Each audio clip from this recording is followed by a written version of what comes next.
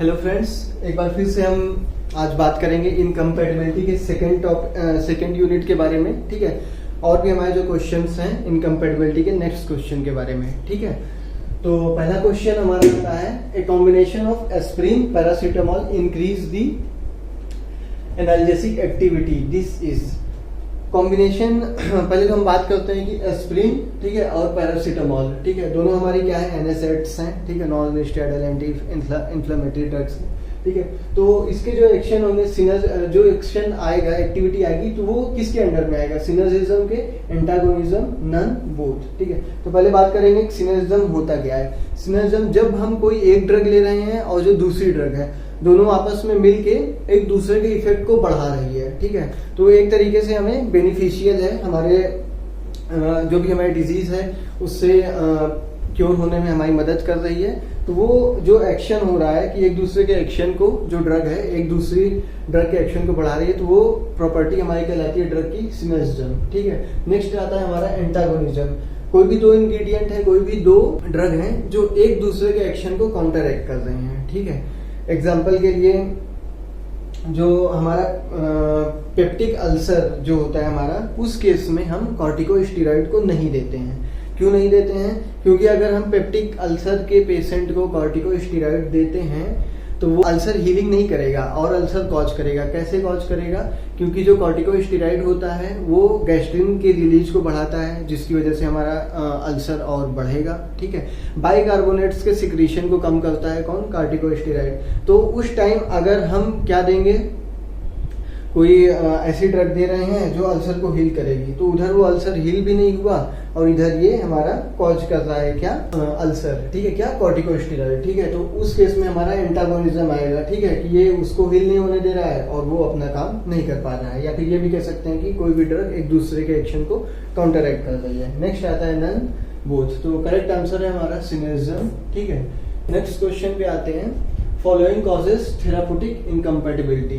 ठीक है, इसमें से कौन से फैक्टर हैं जो हमारी थेराप्यूटिक इनकम्पैटिबिलिटी कॉज करते हैं? रॉन्ग डोज और doses form, error in doses, contraindication, indicated drug, all of the above. ठीक है, तो थेराप्यूटिक जो भी हमारी थेराप्यूटिक इनकम्पैटिबिलिटी है वो हमारी गलत डोज देने से भी हो सकती है, और डोज लेने में जो एरर है उसकी वजह से भी हो सकती है। कॉन्ट्राइंडिकेटेड ड्रग वो ड्रग होती हैं जो किसी एक पर्टिकुलर केस में प्रोहिबिटेड होती है, मना होती है। जैसे कि कुछ ड्रग्स होती हैं जो प्रेगनेंसी में मना होती है, हमें प्रेगनेंसी के केस में वो दवाएं नहीं देनी है। ठीक है, लाइक टेट्रासाइक्लिन हुई, क्लोरामफेनिकॉल हुई। ठीक है, ये क्या करता है कि ये मतलब जो हमारी फीटस है उसमें क्या करता है, डिफॉर्मिटीज कॉज करता है। ठीक है, जिसकी वजह से क्या है हमारा वो कॉन्ट्राइंडिकेटेड होती है, और ऑल ऑफ दी अबव। तो इसका करेक्ट आंसर होगा ऑल ऑफ दी अबव, क्योंकि ये सारे पॉइंट्स हमारे थेराप्यूटिक इनकम्पैटिबिलिटी को कॉज करेंगे। ठीक है, D is correct. And next question is, sodium bicarbonate with soluble calcium और magnesium salt causes. Sodium bicarbonate और सॉल्युबल मैग्नीशियम और कैल्शियम सॉल्ट क्या कॉज करेंगे? Physical incompatibility, chemical incompatibility, therapeutic incompatibility, none of the above. Correct answer होगा हमारा chemical incompatibility. क्यों होगा?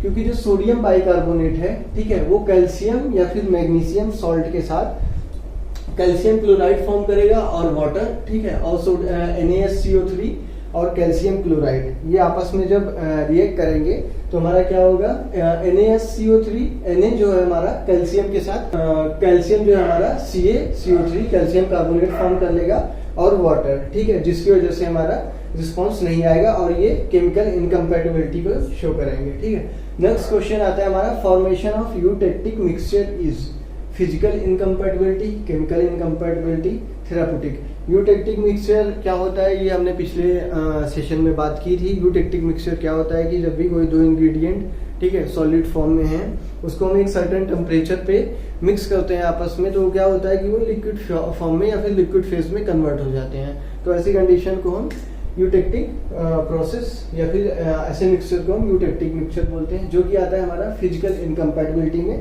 क्योंकि यहाँ पे इसकी जो फेज है सॉलिड से लिक्विड, जो कि एक फिजिकल स्टेट है, ठीक है, वो चेंज हो रहा है, इसलिए ये हमारा आता है फिजिकल इनकम्पैटिबिलिटी में। ठीक है, नेक्स्ट क्वेश्चन आता है हमारा, immiscibility of the solvent can be corrected bye formulation of. ठीक है, कोई भी सॉल्वेंट है जो आपस में मिसिबल नहीं है। ठीक है, हमारा बहुत अच्छा एग्जांपल है ऑयल एंड वाटर का। ये हमारे दो ऐसे सॉल्वेंट हैं जो आपस में अगर एग्जांपल नहीं है तो इसमें से हम कौन से इंग्रेडिएंट का यूज करेंगे? सस्पेंशन डोजेस फॉर्म में हम उसको कन्वर्ट करेंगे, इमल्सन में कन्वर्ट करेंगे, एलिक्सर या none of the above.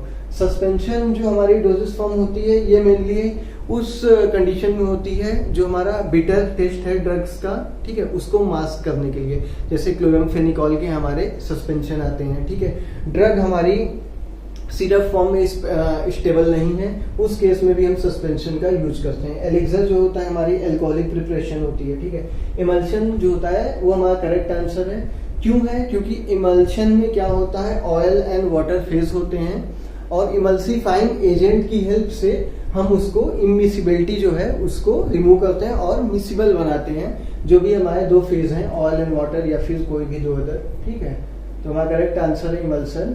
Next question है all are the reason for physical incompatibility except immiscibility, inductive effect, insolubility, formation of preparation.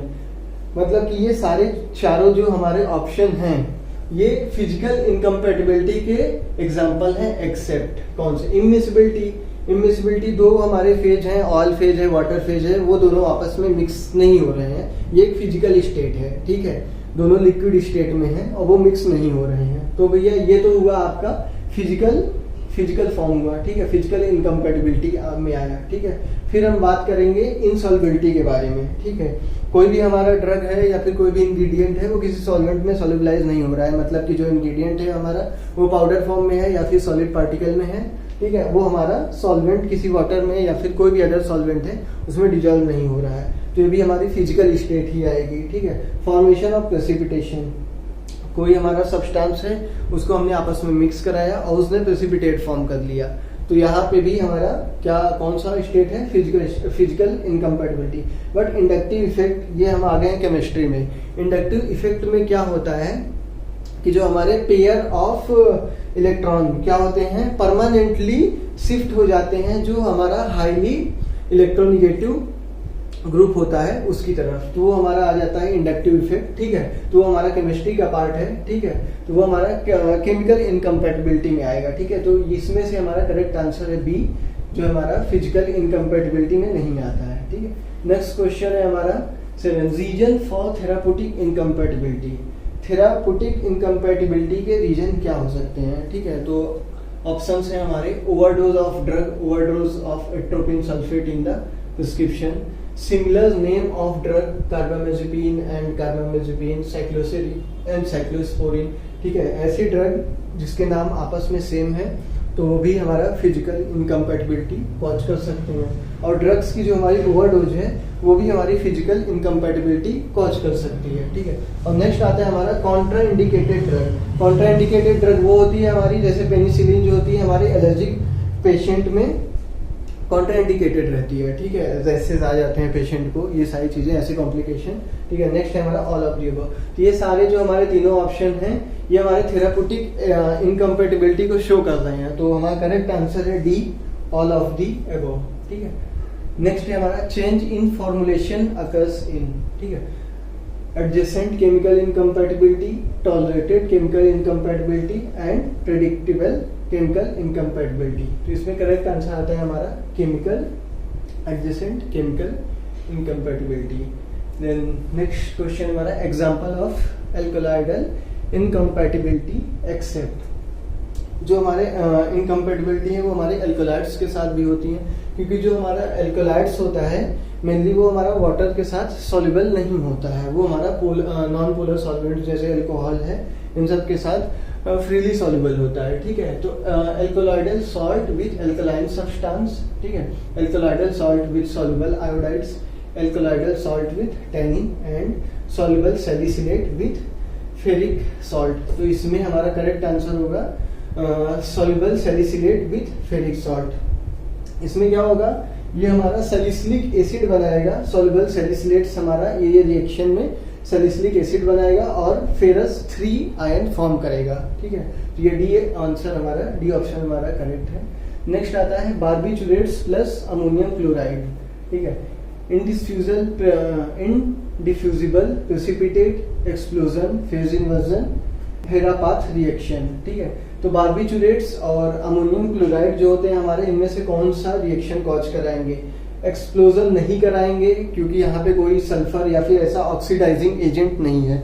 Phase inversion होने का चांस नहीं है क्योंकि यहाँ पे ना ऑयल फेज की बात हो रही है ना लिक्विड फेज की बात हो रही है, ठीक है। और इसमें हमारा करेक्ट आंसर होगा इनडिफ्यूजिबल प्रेसिपिटेट फॉर्म करेंगे।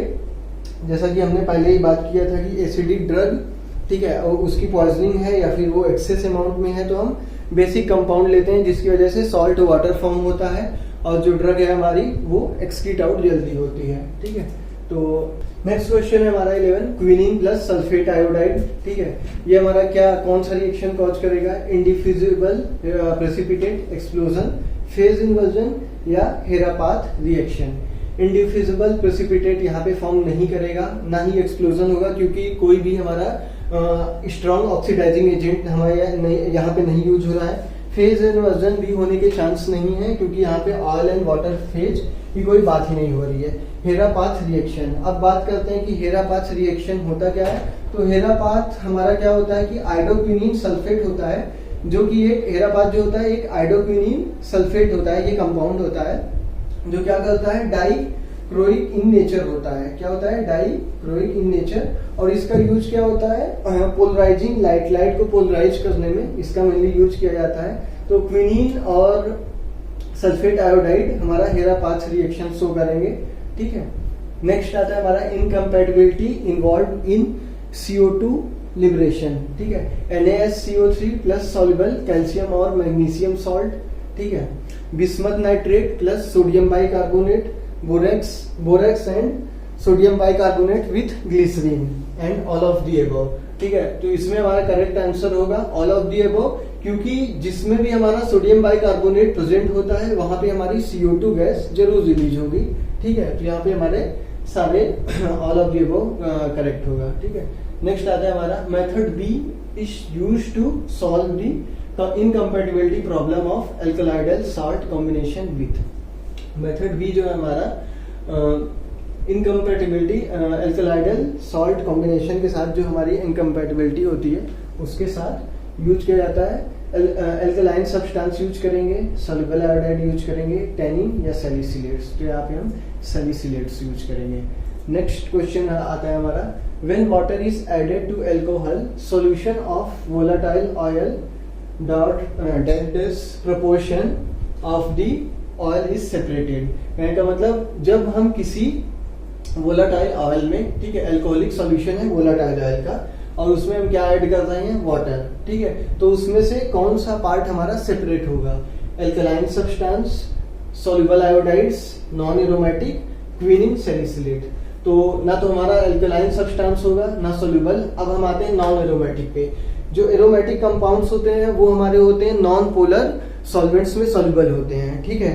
तो हमारा एरोमेटिक जो कंपाउंड है वो हमारा अल्कोहल में सॉल्युबल है, हमने क्या ऐड किया है? वाटर।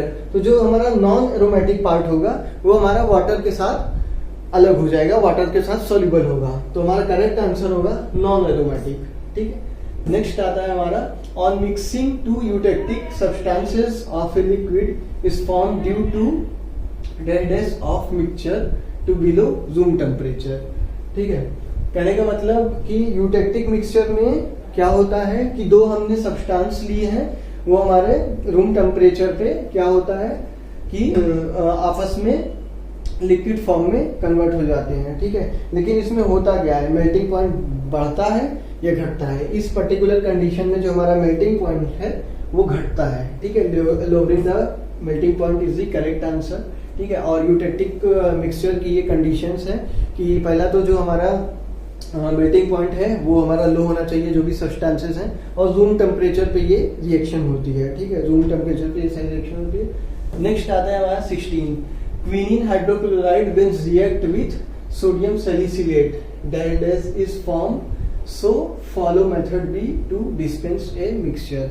ऑप्शंस है हमारे quinine salicylate, soluble iodides, non aromatic, lowering the melting points. तो हमारा करेक्ट आंसर है क्विनिन सैलिसिलेट, क्योंकि हम क्विनिन हाइड्रोक्लोराइड को रिएक्ट करा रहे हैं क्विनिन सैलिसिलेट के साथ, और जो हमारा सोडियम जो है वो हमारा हाइड्रोक्लोराइड, सोडियम हाइड्रोक्लोराइड के साथ हमारा एक्स्ट्रा एक्सीट आउट हो जाएगा और क्विनिन सैलिसिलेट हमारा कंपाउंड फॉर्म करेगा।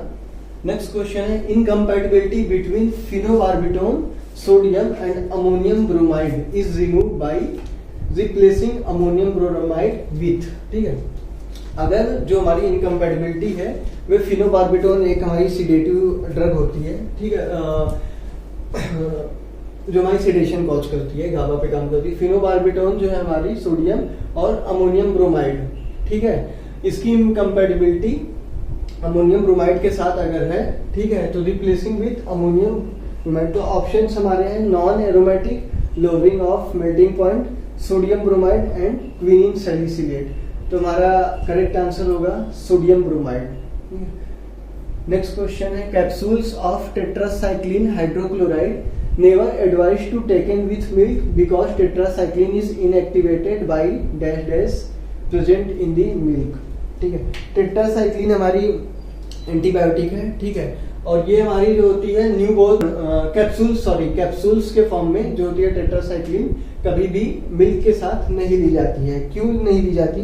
क्योंकि जो टेट्रासाइक्लिन होती है वो हमारी कैल्शियम, मिल्क में जो कैल्शियम प्रेजेंट होता है उसके साथ चिलेट फॉर्म कर लेता है, ठीक है, और येलो टीथ, ठीक है, दांत जो होते हैं हमारे पीले हो जाते हैं, जो भी चाइल्ड या फिर किसी भी एज के लोग अगर उसको मिल्क के साथ ले रहे हैं, तो इसलिए ये ड्रग हमारी मिल्क के साथ लेने से अवॉइड करते हैं। तो हमारा करेक्ट आंसर होगा इसमें कैल्शियम, ठीक है, क्योंकि ये कैल्शियम के साथ टेट्रासाइक्लिन हमारी क्या करेगी, चिलेट फॉर्म कर लेगी। ठीक है, नेक्स्ट आता है corticosteroid are contraindicated in patient having peptic ulcer, diarrhoea, anaemia, hepatitis. Corticosteroid जो भी हमारी ड्रग होती है लाइक प्रेडनिसोलोन हुई, हाइड्रोकॉर्टिसोन हुई, ये हमारी इस पेप्टिक अल्सर, डायरिया और एनीमिक और हेपेटाइटिस केस, इनमें से किस केस में कॉन्ट्राइंडिकेटेड होती हैं? तो करेक्ट आंसर होगा हमारा पेप्टिक अल्सर। ठीक है, पेप्टिक अल्सर क्यों होगा? क्योंकि जो कॉर्टिकोस्टेरॉइड है ये क्या करता है, बाइकार्बोनेट्स के रिलीज को कम करता है, गैस्ट्रिन जो कि हमारा एसिड्स के रिलीज को इंक्रीज करता है, इनहांस करता है, उसके रिलीज को बढ़ाता है, क्या, कॉर्टिकोस्टेरॉइड। तो यही रीजन है, और म्यूकस मेम्ब्रेन का जो डिफेंस सिस्टम है उसके सिक्रीशन फॉर्मेशन को भी ये कम करता है corticosteroid. This is the reason that's why corticosteroid is contraindicated in case of peptic ulcer. ठीक है, नेक्स्ट क्वेश्चन पे आते हैं alkaloidal salt with when dispensed with dash dash preparation the free alkaloid may be precipitated. Alkaloidal salt जब भी हम dash dash preparation के साथ देंगे, एल्कलॉइड हमारा प्रेसिपिटेट होगा। Alkaline, acidic, neutral, buffers. तो हमारा एल्कलॉइडल सॉल्ट्स जो होते हैं हमारे, अगर हम उनको एल्कलाइन फॉर्म में, एल्कलाइन प्रिपरेशन में हम देंगे तो हमारा फ्री एल्कलॉइड्स जो होता है वो प्रेसिपिटेट फॉर्म कर लेगा। ठीक है, नेक्स्ट आता है हमारा reason for therapeutic incompatibility. Therapeutic incompatibility के रीजन क्या हो सकते हैं? ओवरडोज, पहले बात करें थेराप्यूटिक इनकम्पैटिबिलिटी क्या हो सकती है आपकी, किसी भी ड्रग का रिएक्शन कर जाना, ठीक है, ये सारी चीजें। और इसके रीजन क्या हो सकते हैं? Overdose, wrong doses form, drug interaction, all of the above. तो करेक्ट आंसर होगा ऑल ऑफ द अबव। क्यों? क्योंकि अगर हम ओवरडोज दे देंगे, ठीक है, तो उसकी भी टॉक्सिसिटी, ड्रग की टॉक्सिसिटी कॉज होगी। गलत डोज फॉर्म में देंगे या फिर ड्रग इंटरेक्शन कॉज होगा, तब भी वो हमारा थेराप्यूटिक इनकम्पैटिबिलिटी कॉज करेगा। नेक्स्ट क्वेश्चन पे आते हैं example of chemical compatibility except. इन ऑप्शंस में से सभी केमिकल इनकम्पैटिबिलिटी में आएगा except formation of precipitate, gas formation, colour change, liquefaction. तो करेक्ट आंसर है आपका लिक्विफिकेशन, क्योंकि formation of precipitation, gas formation, colour change, incompatibility, chemical incompatibility में आएगा एक्सेप्ट आपका लिक्विफिकेशन। ठीक है, which one is hermetic container. ठीक है, hermetic container, air tight container, well close container, single dose container, aerosol container. अब बात करते हैं हर्मेटिक कंटेनर्स होते क्या हैं। हर्मेटिक कंटेनर्स बेसिकली हमारे एयर टाइट और अदर कोई भी गैसेस उसमें पेनिट्रेट नहीं कर सकती, ऐसे कंटेनर होते हैं। और मेन जो पर्पस होता है हमारा हर्मेटिक कंटेनर्स को बनाने का, वो ये होता है कि किसी भी तरीके के माइक्रो ऑर्गेनिज्म या फिर कंटामिनेंट्स हमारे उस कंटेनर में पेनिट्रेट ना कर पाए। ठीक है, तो हमारे ऑप्शंस हैं air tight container, well close container, single dose container, aerosol container. तो हमारा करेक्ट आंसर होगा एयर टाइट कंटेनर, क्योंकि जो एयर टाइट कंटेनर होगा उसमें किसी भी तरीके की गैस और माइक्रो ऑर्गेनिज्म या किसी भी तरीके का कंटामिनेंट पेनिट्रेट नहीं कर पाएगा। और इस तरीके के जो हमारे कंटेनर हैं उसको हम बोलते हैं हर्मेटिक कंटेनर। नेक्स्ट क्वेश्चन पे आते हैं, photo sensitive drug is stored in. Photo sensitive drug होती कौन सी है, पहले तो ये बात करते हैं। फोटो सेंसिटिव ड्रग यानी कि लाइट सेंसिटिव ड्रग, ऐसी ड्रग हमारी जो डायरेक्ट लाइट के कांटेक्ट आने में, सनलाइट के या फिर हमारे डायरेक्ट डे लाइट के कांटेक्ट में आने पे डिग्रेड होती हैं या फिर उनकी क्वालिटी अफेक्ट होती है, वो ड्रग्स हमारी फोटो सेंसिटिव ड्रग्स की क्लास में आती है। ठीक है, तो इस तरीके की ड्रग को हम कहाँ किस टाइप के ग्लास में स्टोर करेंगे, न्यूट्रल ग्लास में, बोरोसिलिकेट ग्लास में, एम्बर कलर्ड ग्लास में या फिर सल्फर ट्रीटेड ग्लास में। तो जो हमारी फोटो सेंसिटिव ड्रग्स होती है उसको हम एम्बर कलर्ड ग्लास में स्टोर करते हैं। क्यों करते हैं, क्योंकि जो एम्बर कलर्ड ग्लास होते हैं उसमें हमारी जो लाइट होती है वो पेनिट्रेट नहीं कर पाती है as compare to normal glass. Next question पे आते हैं, alkali sensitive material is stored in. ठीक है, एल्कली सेंसिटिव जो भी हमारे मटेरियल्स हैं, ठीक है, उनको हम किस टाइप के ग्लास में स्टोर करते हैं। एग्जांपल है हमारे ऑप्शन है हमारे neutral glass, borosilicate glass, amber coloured glass, silicon treated glass. ठीक है, तो हमारा करेक्ट आंसर होगा सिलिकॉन ट्रीटेड ग्लास। ठीक है, कि जो भी हमारे एल्कली सेंसिटिव मटेरियल्स होते हैं वो सिलिकॉन ट्रीटेड ग्लास में स्टोर किए जाते हैं। ठीक है, तो स्टूडेंट्स आज हमने डिस्कस किया इनकम्पैटिबिलिटी टॉपिक से रिलेटेड जो भी हमारे एमसीक्यूज हैं उसके बारे में, और नेक्स्ट क्लास में हम मिलते हैं एक नए टॉपिक के साथ। ठीक है, all the best, thank you.